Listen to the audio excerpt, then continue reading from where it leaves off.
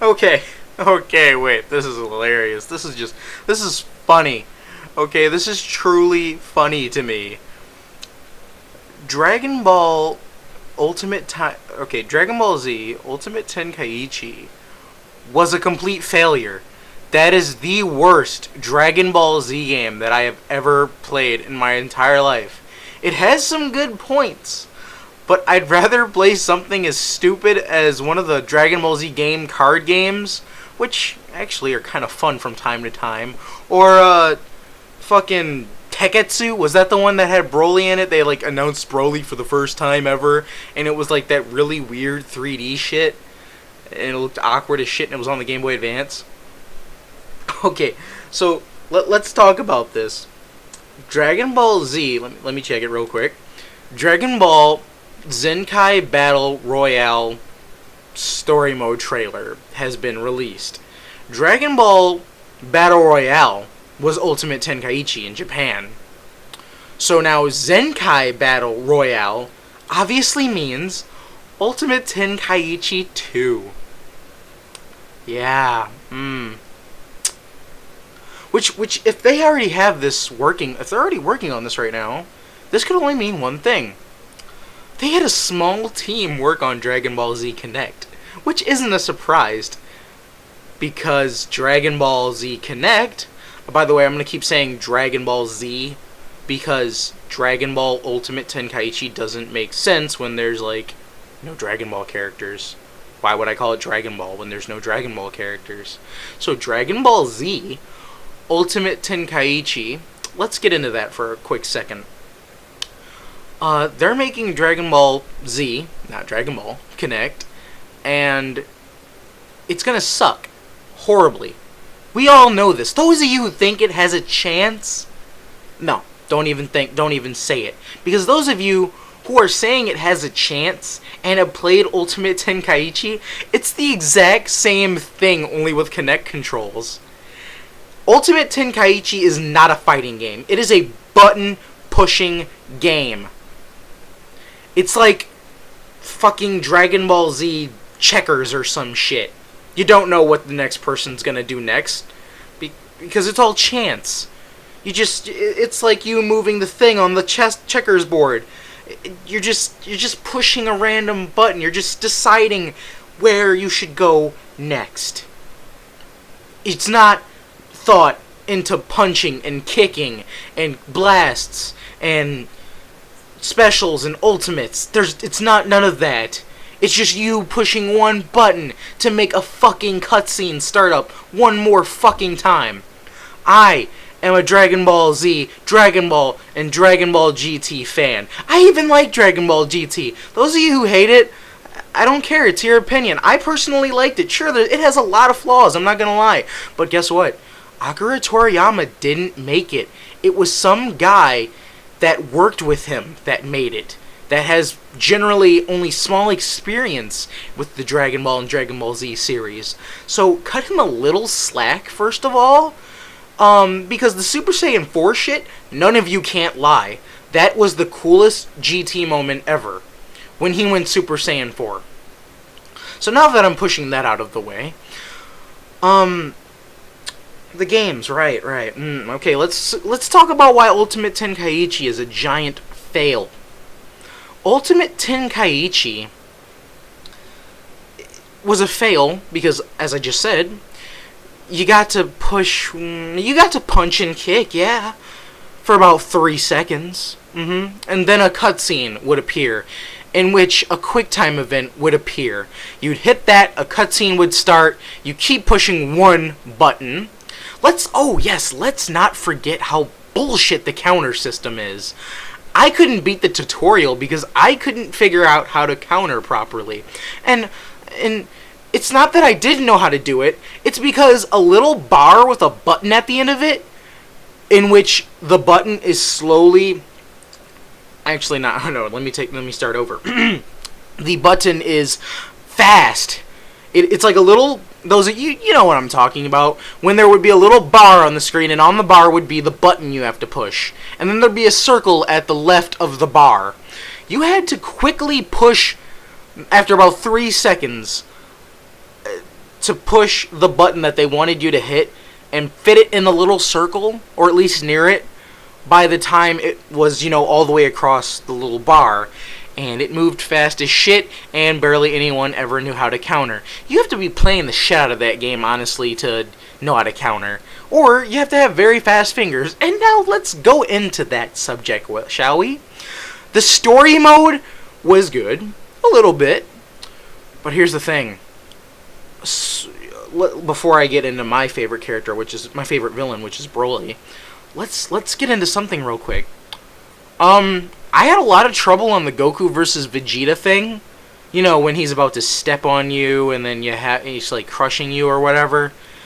I had trouble on the part when he's about to step on you, and I had trouble on the part when he was about to, when he was crushing you. You want to know why? Because I'm a button masher, yes, but I use my thumb 24/7. I don't think I should have to resort to moving my fucking hand out of the goddamn way and then rearranging where I'm holding my controller. You see, because whenever the button mashing things came up, like where it was Y or X or whatever, or maybe even A sometimes, I didn't use my thumb, I used my index finger. I'm faster, obviously, with my index finger, but here's the question. Why do I need to let go of my controller to push a button repeatedly? Because it was that hard. It was that hard that I had to let go of the controller and use my index finger. Every game that I've played so far that requires button mashing, I can always do it with my thumb. I never have to use my index finger. What the fuck were they thinking? What in the hell were they thinking? Oh, let's make it so you have to push it so No. Okay, Bandai Namco, if you're the guys, I can't even honestly remember. If you're the guys that make Ultimate Ninja Storm or whatever, please use your tactics in those games. Because in Ultimate Ninja Storm, in Naruto Ultimate Ninja Storm, I didn't have to move I just used my thumb. I think there was the only time when I needed to use my index finger in that game was when I wanted to get, was it a triple A or triple S? What is it called? The ranking system in that game. But for story mode, when I fought Itachi with Sasuke, I wanted to get, a max rank on that mission.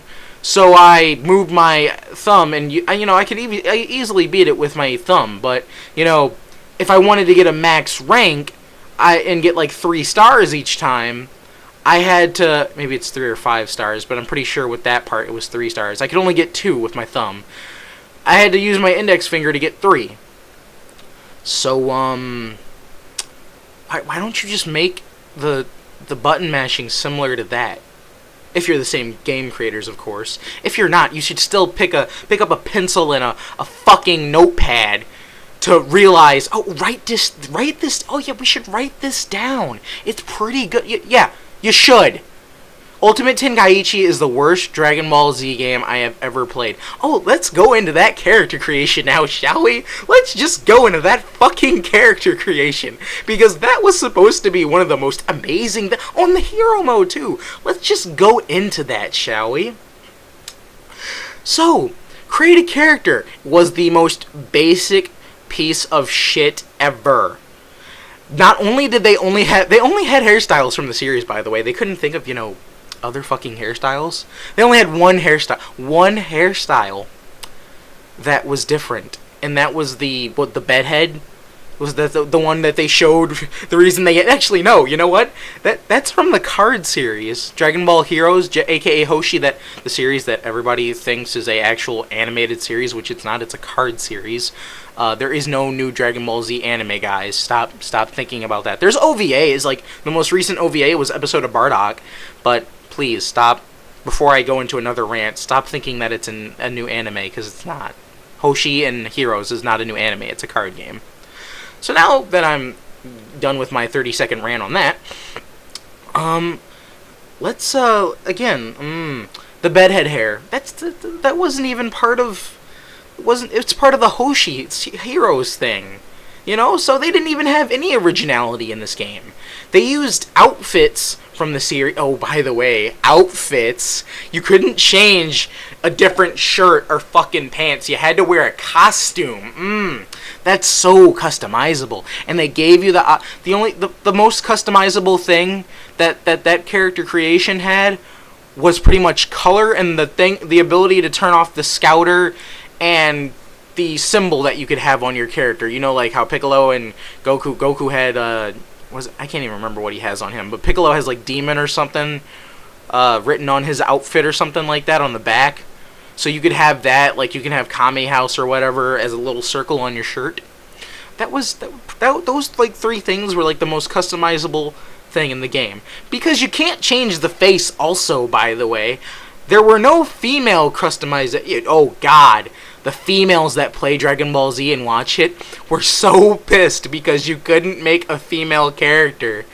Why couldn't you make a female character? Why?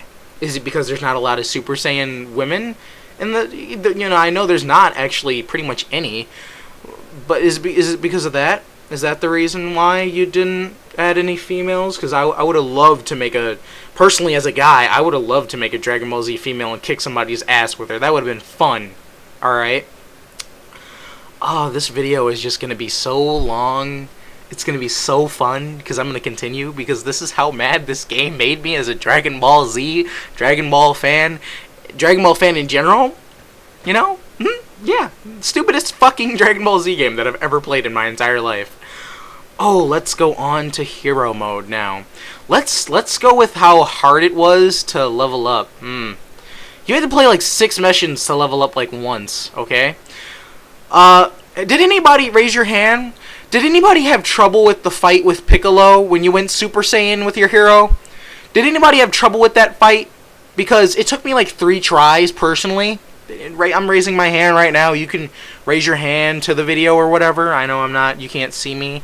I'm actually thinking about doing videos where I show myself. I don't care anymore. I don't mind showing myself to YouTubers. And yeah, I don't care. It's the internet. Why should I care what people think about me? But, this rant video is getting a little everywhere. So let's continue with Dragon Ball Z, shall we? Ultimate Tenkaichi. Let's continue on with the hero mode. Also, again, when you finally got past that part with Piccolo, you noticed you had to fight Baby. Did anybody else have trouble with the button mashing there too? They couldn't use your thumb, you had to use your index finger. Anybody have trouble with that? Anybody? I thought so. A lot of people, right? Right? Because I know at least over, let's say for example the game sold, I want to say 200 million copies. 200 million. Yeah, wait. Gaming industry here. Okay, maybe 100 million. Maybe... No, wait, that still seems like a lot. I don't know. Let's just say it sold well, which it didn't. A lot of people traded it back in. A lot of people traded this game back in. It was funny. Because there are cases of it literally sitting everywhere. Did you know it dropped down in price too?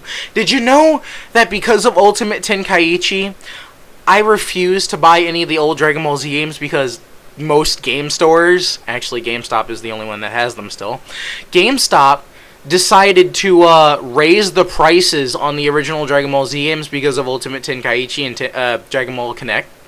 Did you know that's why the prices went up? Dragon Ball Z... Budokai 3 costs $20 right now at GameStop, used, because obviously they don't have any new copies.